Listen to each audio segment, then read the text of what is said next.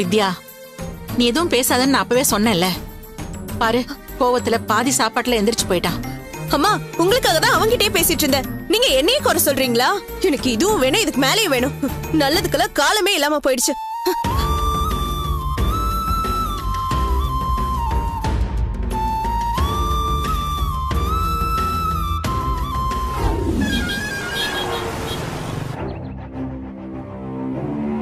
ஏண்டா ஊருக்கு போயிட்டு லேண்ட் பஞ்சாயத்துல அங்கேயே செட்டில் ஆயிட்டியா? ஒரு ஃபோன் கூட பண்ண மாட்டியா?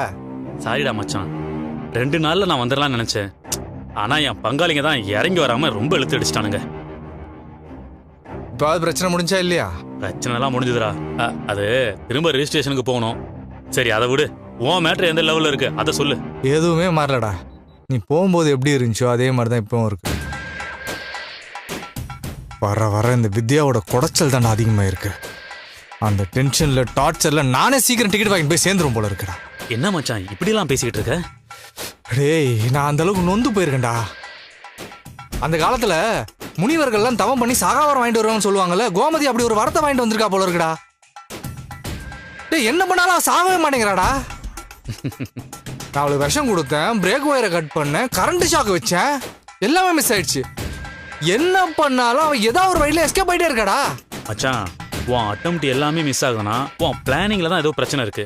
டேய், பக்காவா பிளான் பண்றதுல என்ன அடிச்சுக்கிறதுக்கு ஆளே கிடையாது, அது உனக்கும் தெரியும். ஆனா என்ன பிளான் பண்ணாலும் அன்எக்ஸ்பெக்டடா யாரோ ஒருத்தர் உள்ள வந்து அந்த பிளானே கெடுத்து விட்டுறாங்கடா. அவளுக்கு நேரம் நல்லா இருக்குடா, வேற என்ன சொல்றது. அவ நேரம் தான் அவளை காப்பாத்துதான்னு செக் பண்ணி பாத்துருமா? எப்படா செக் பண்ணுவ? மச்சான் இங்க பாரு, இப்பதான் ஒரு ஆள் என்கிட்ட இதை கொடுத்துட்டு போனாரு. இந்தா வாங்கிக்க. ஏய், இது எதுக்கிட்ட என்கிட்ட கொடுக்குற? மச்சான், உன் பொண்டாட்டியோட ஜாதகத்தை எடுத்துட்டு இந்த ஜோசியரை போய் பாரு. அவ ஆயுசு எப்படி இருக்குன்னு கேளு. அதுக்கு அவர் கெட்டின்னு சொல்லிட்டாருன்னா இதுக்கு மேல எந்த அட்டம்ப்டையும் பண்ணாத. அல்பாயுசுன்னு சொல்லிட்டாருன்னா அவ கதையை எப்படி முடிக்கலான்னு வேற ஐடியாவை யோசி. ஏய், என்னை பத்தி உனக்கு தெரியாதா? என்கிட்ட வந்து ஜாதகம் ஜோசின்னு உளறிட்டு இருக்க. அதெல்லாம் உலகமா உருட்டுறா, மக்களை முட்டாளாகிற வேலை. எந்த காலத்துலயும் நான் எல்லாம் நம்பவே மாட்டேன். டேய், ஜோசியத்தை வச்சு ஃப்ராடுத்தனம் பண்றவங்க நிறைய பேர் இருக்காங்க. நீ அவங்கள நம்ப வேணாம். ஆனா ஜோசியத்தை நம்ப மாட்டேன்னு சொல்லாத. எதிர்காலத்துல இதான் நடக்கும்னு அடிச்சு சொல்றது ஜோசியம் இல்ல, அது ஒரு அலாரம். இப்போ ரொம்ப சிம்பிளா சொல்றேன். இந்த ரூட்ல போனா நீ செத்துருன்னு ஜோசிக்காரங்க சொல்ல மாட்டாங்க.